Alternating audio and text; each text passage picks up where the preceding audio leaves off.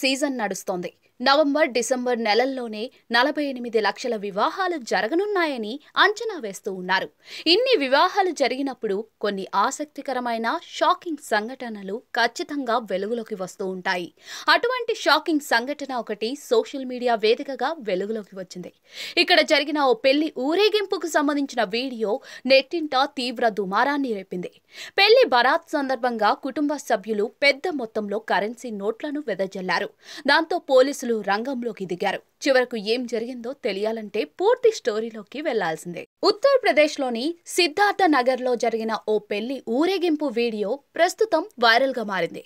సిద్ధార్థ నగర్లోని దేవల్వా గ్రామంలో ఓ పెళ్లి సందర్భంగా తీసిన వీడియో ఇది. ప్రస్తుతం ఈ వీడియో సర్వత్రా చర్చనీయాంశమైంది.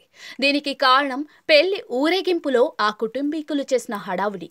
పెళ్లి బరాత్ సందర్భంగా వారు దాదాపుగా 20 లక్షల రూపాయల నోట్ల కట్టలు గాలిలోకి వెదజల్లారు. పెళ్లి ఊరేగింపులో పాల్గొన్న వ్యక్తులు కొందరు ఇంటి పైకప్పు జేసీబీలపైకి ఎక్కి మరీ కరెన్సీ నోట్ల కట్టలను గాలిలోకి విసిరారు.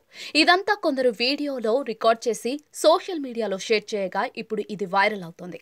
వీడియోలో చాలా మంది గాలిలోకి నోట్లు విసురుతున్నట్లుగా కనిపిస్తోంది. 100, 200, 500 రూపాయల నోట్లను గాలిలోకి విసురుతున్నట్లుగా సమాచారం.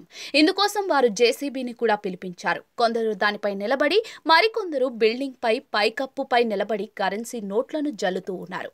ఈ నోట్లను సేకరించేందుకు చాలా మంది తరలివచ్చారు. ఇక వీడియో చూసిన నెటిజన్లు పెద్ద ఎత్తున కామెంట్ చేశారు.